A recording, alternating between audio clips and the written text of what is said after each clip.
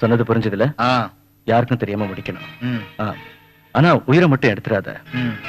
இப்போதைக்கு அட்வான்ஸ் வாங்கிக்க, வேலையை முடிச்சதும் மிச்சப்படும். ஓகே?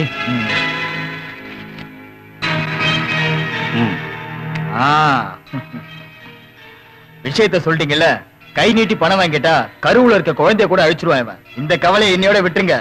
வரட்டா?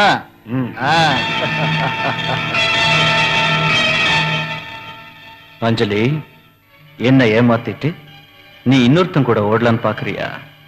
நடக்காதடி. அவன் இருந்தா தானே உன்னால ஓட முடியும். அப்படின்னா நீ டிசைட் பண்ணிட்டியா?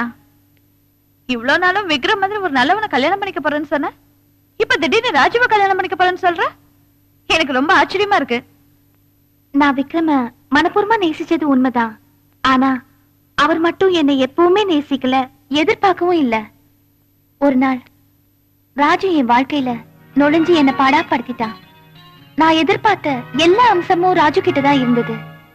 ஆனா விக்ரம விட ராஜு எல்லா விஷயத்திலும் ரொம்ப கம்மிதான். இருந்தாலும் ராஜு என் மனச புரிஞ்சுக்கிட்டு எனக்கு அன்பும் அணைப்பும் கொடுத்ததே அவன் மட்டும்தான்.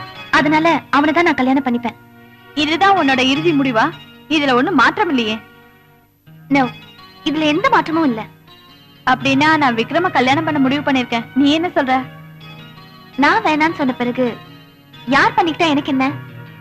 ஐ ஹாவ் நோ அப்ஜெக்ஷன். ரொம்ப தேங்க்ஸ். நான் இன்னைக்கே விக்ரம பார்த்து பேசி உன் கல்யாணத்துக்கு முன்னாடியே நாங்க கல்யாணம் பண்ணிக்கிறோம். Okay, thank you.